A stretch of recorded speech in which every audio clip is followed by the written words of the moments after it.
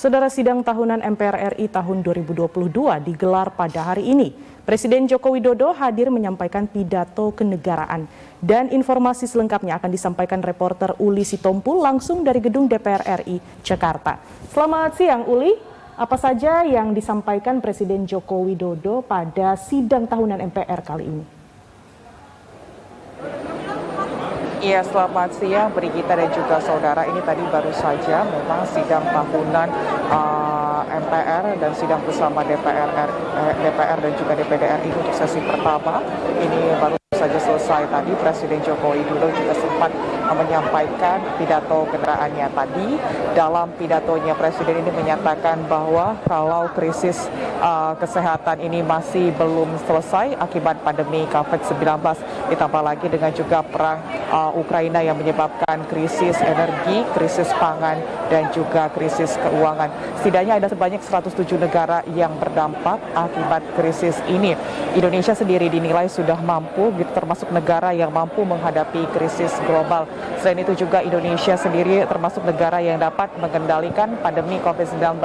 Indonesia juga termasuk 5 negara terbesar yang melakukan dengan vaksinasi terbanyak. Tadi dalam pidatonya Presiden Joko Widodo juga sempat mengatakan bahwa saat ini inflasi Indonesia berada di angka 4,9%, di mana angka tersebut ini jauh rata-rata di bawah negara ASEAN yang berada di angka 7% ataupun negara-negara maju yang berada di angka 9%.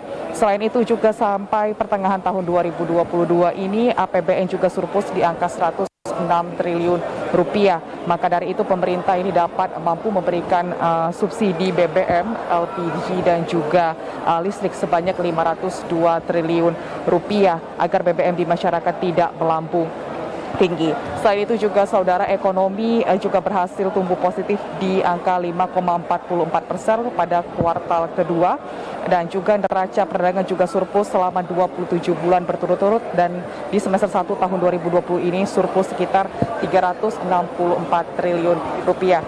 Tidak hanya itu juga saudara, Presiden juga menyoroti terkait dengan UMKM, di mana Presiden juga ini terus mendukung UMKM agar menaik kelas, begitu mengikuti dengan digitalisasi ekonomi.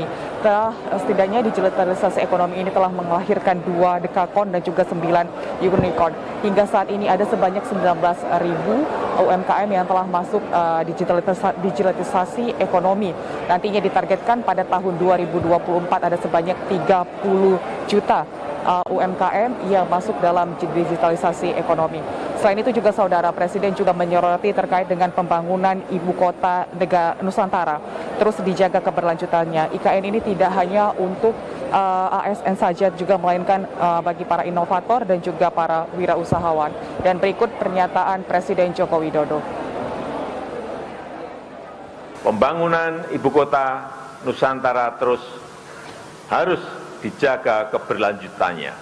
IKN bukan hanya untuk para ASN, tetapi juga para inovator dan para wirausahawan.